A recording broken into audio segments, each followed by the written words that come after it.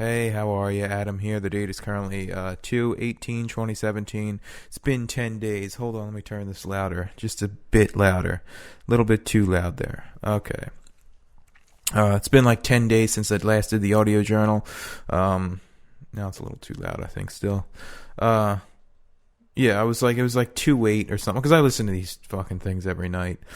Um, like I'm always going back and like listening to the ones that I did before to like, see how see how I've progressed, since, the last time I did journal entries. And, I'm always just, trying to better myself. If you can't, you can hear it in my voice. I'm not feeling too well today. I actually feel a little bit better than I did the last couple of days. See, this is the funniest thing. Like for some reason, like the past couple of years, probably like the past 2 years, I've been getting these colds that are just like super mild. Like I barely feel them. But I can just tell that they're there. I don't know if it's because like I run a lot and I'm just in shape, or see, this is my theory, that I have some sort of fungal infection in my sinuses that I've had for like a couple years now. And anytime a cold tries to invade, to like make me sick or whatever, they got to compete with the fungal infection in there. So, I only get like a halfway cold instead of the full-fledged cold. And so, thank you, fungal virus. I don't know what I'm saying anymore. Thank you, fungus in my face, for, making the cold a little bit more mild. I don't know if that's true or not. This is my theory. It's probably wrong, but I'm pretty sure I have some sort of fucking shit going on in my goddamn sinuses. Some kind of fungal shit. Because sometimes I remember during the summer, I was like rubbing my nose, like, pinching my nostril together and like sort of like rubbing it around. And every time I did that, it smelled like yeast. Like, if you ever smell yeast, like it sort of smells like a beer or like bread. It was sort of that, fermented sort of smell in there. And, it just makes me think, it's got to be some kind of fucking fungal infection. So. And every once in a while, like I'll catch a whiff of that, like that just yeast smell. And, I'm pretty sure it has something to do with that. I don't know why I would have a fucking fungal infection in my sinuses. 'Cause I don't have diabetes. Or, if I do, I'm certainly the last person in the world that should have diabetes, 'cause, I'm not overweight. And, I barely eat, sugar anymore. And, I run 4 miles every other day. Like if I had diabetes, I would cure myself of it simply based on the way that I fucking, take care of myself. So, it can't be that. Just maybe it's, well, the other thing is that my dad has these issues too. So, all of the same exact issues that I have, my dad has. And he's always craving sweets. And, that just makes me think like him craving the sweets is like, maybe there's some signal that the fucking fungus is sending out, like, in my dad, where it's like they make, because, fungus thrives on sweets. So maybe every time my dad has a craving for something sweet, that's actually just the fungus like sending some kind of chemical signal to like, you better crave some sweets now. So, it's just fucking weird and disturbing. I don't like having fucking fungal issues, fungal sinus issues. I had a list of things I wanted to say tonight. I'm actually making this right now because, for one, I want to get back into the habit of making these fucking journals. Cursing way too much for some reason.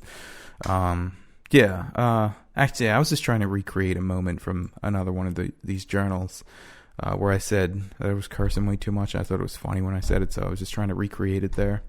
But anyway, I wanted to make this journal tonight because, I have a few thoughts in my head that I feel like I've captured, and now I feel like I have to get them out. So, and plus, I want to get back in the swing of making these things every night.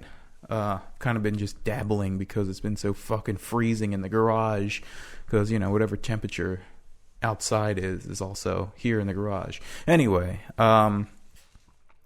Yeah, there was a couple of these thoughts that I wrote down on Notepad, and one of them was I keep thinking for some reason of like if you ever go to one of those like anchor stores in a mall where it's like I think like Macy's or like Strawbridge's is kind of like this. Like there's this sort of like high class pretension to them. Where you can go in one and get like fucking like really expensive fucking snow boots. Like I keep thinking of snow boots for some reason, but like you know how like girls like those really expensive boots, you know. And I just remember being in one of them, and there was this guy with a piano. There was a fucking piano player who was mic'd up, and his piano was being played throughout the whole store. And you know, it just bled of just high class pretension. And it made me think to myself that, you know, you can go in those stores and there's really just fucking expensive, super expensive things in there that are like, you know, $50,000 for some shit. And you know, it's just a very difficult thought to get out, but it's like, who the fuck has $60,000? Like I feel like those items are just there to like, you know, make you feel like there's some way up, like, you know, just to make you feel insecure. Maybe there aren't, I don't know, but there's just for some reason it relates to there was once this show on MTV, I forget, it doesn't matter. And Shaq, you know, the basketball player, he had this Jeep, but the Jeep had this like really fucking like nice leather in it.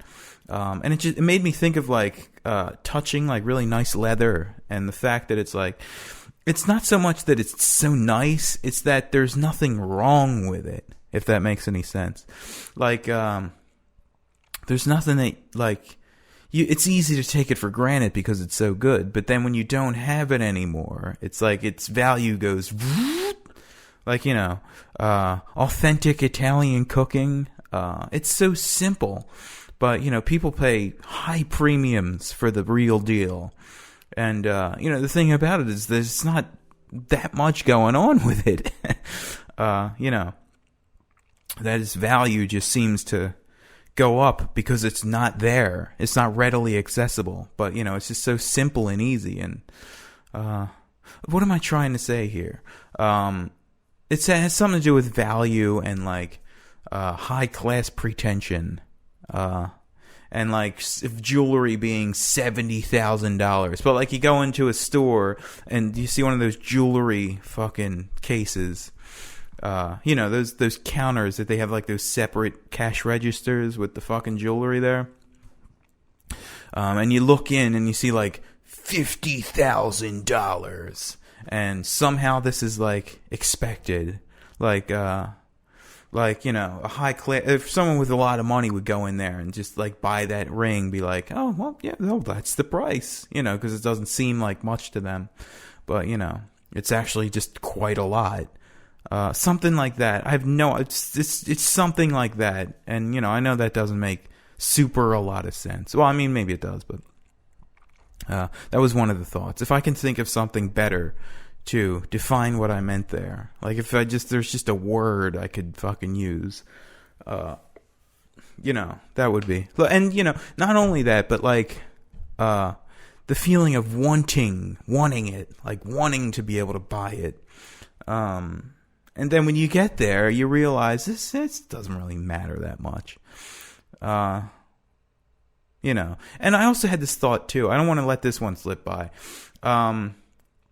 Things don't seem like anything until they're over. If that makes any sense. Things don't seem like anything until they're over.